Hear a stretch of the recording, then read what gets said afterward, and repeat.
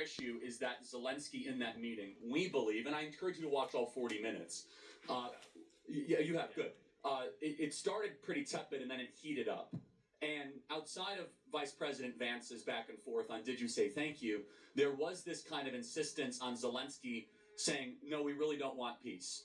We really don't, like, the idea of peace was almost a non-negotiable. I mean, I think he views it, sorry, I didn't mean to interrupt. No, that's fine, please. I feel like he views it as a surrender, and I think that's a fair position for him to take. Yeah, well, so he has a choice.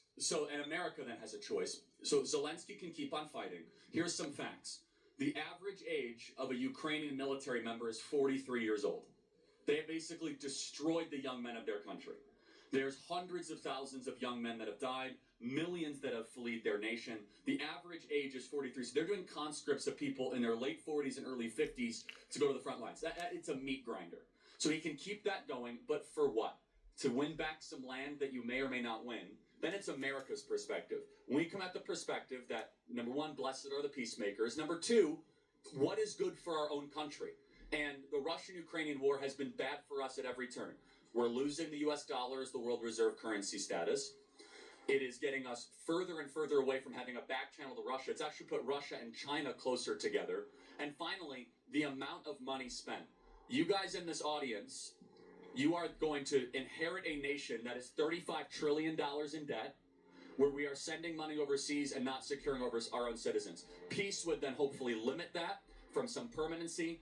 And I'll just say one final thing, and we can, disagree on this. It's easy to say it's a surrender, but it would be a victory for the United States to say that we're no longer sleepwalking closer and closer to a thermonuclear war with Russia. Because Russia is a nuclear armed power, and under Joe Biden, not under Trump, we had American-made missiles that were being launched into the interior of Russia. I'm going to up your question with a very fair, really good faith question. You said, why should we view Russia as an enemy? Let me give you more context to that. And I think this is where DC gets things totally wrong. Well, I don't like Russia. I don't like Putin. It's not a free society. I have no, plans to ever move there or compliment them. I do think it's kind of weird, the amount of money and attention that Russia gets when almost nobody in this audience has a friend that you've lost to the Russian government, but you do have a friend or a family member that has died because of the cartels and the Chinese Communist Party, with a fentanyl coming into our communities. And so a nation has to choose which enemies are you going to focus on? Because we have a lot of them. Is it North Korea? Is it Iran? Is it Russia? Is it China? I think the Mexican drug cartels have done a lot more damage to the people of Tennessee alongside the Chinese Communist Party than the Russian Federation ever will. So therefore, end the war and focus on our true